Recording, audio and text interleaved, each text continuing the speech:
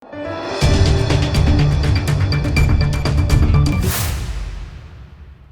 દર્શક મિત્રો, આપ જોઈ રહ્યા છો લોકમૈત્રી ન્યૂઝ. હું છું એન્કર અર્પિતા પટેલ. હવે જોઈએ અગત્યના સમાચાર.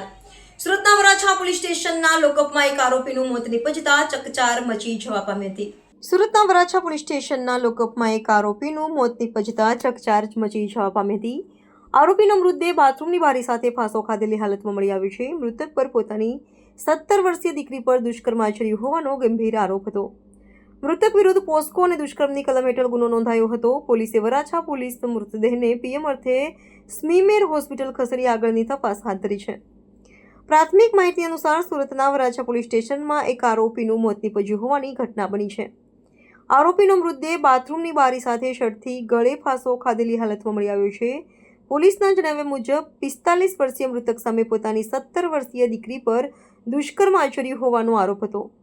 મૃતક આરોપી સામે પોસ્કો અને દુષ્કર્મની કલમ હેઠળ ગુનો નોંધાયો હતો. પોલીસે જણાવ્યું હતું કે મૃતક આરોપીની લાશને પીએમ અર્થે સ્મીમેર હોસ્પિટલ મોકલવામાં આવ્યું છે અને આગળની કાર્યવાહી હાથ ધરાઈ છે. જોકે પોલીસ કસ્ટડીમાં આરોપીના મોત બાદ અનેક સવાલ ઊભા થયા છે. આરોપીનું કયા કારણોસર મોત નીપજ્યું છે તે પાછળનું સાચું કારણ હાલ પણ એક રહસ્ય છે.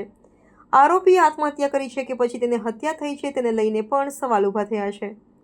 रिपोर्टर सुनील गांजावाला, लोकमैत्री न्यूज, सूरत। आज वराछा पुलिस स्टेशन में एक दुखद घटना हुई है जिसमें एक आरोपी जो कि पॉक्सो का आरोपी और 376 का रेप का आरोपी है, उसने अपने आप को गले में फांसी लगा कर अपनी जान ले ली है। ये आरोपी वराछा का रहने वाला है और इसके ऊपर अपनी बेटी के साथ 376 यानी रेप और पॉक्सो के जो सेक्सुअल ऑफेंस है उसका ये आरोपी है। आरोपी की पूछपरछ हम कर रहे थे और सरकारी पंचों के साथ साथ हम इसका अरेस्ट का प्रोसीजर कर रहे थे। उसी दौरान इसने ये बाथरूम में गए और बाथरूम में अपनी शर्ट के साथ जाली में लगा कर अपने आप की जान ले ली और इस पे बॉडी को हमने पोस्टमार्टम के लिए भेजा हुआ है और इस पे इंक्वेस्ट जो प्रॉपर प्रोसीजर होगा उसके तरीके से होगा। हम इस पे ऑनरेबल सुप्रीम कोर्ट गाइडलाइंस और एनएचआरसी की जो गाइडलाइंस है उस पर हम आगे कार्रवाई कर रहे हैं और आगे हम इसको जानकारी आपको देते रहेंगे। લોકમૈત્રી ન્યૂઝ સાથે જોડાયેલા રહેવા અમારા યુટ્યુબ ચેનલને સબસ્ક્રાઇબ કરી ફેસબુક અને ઇન્સ્ટાગ્રામ પેજને લાઇક અને શેર કરો.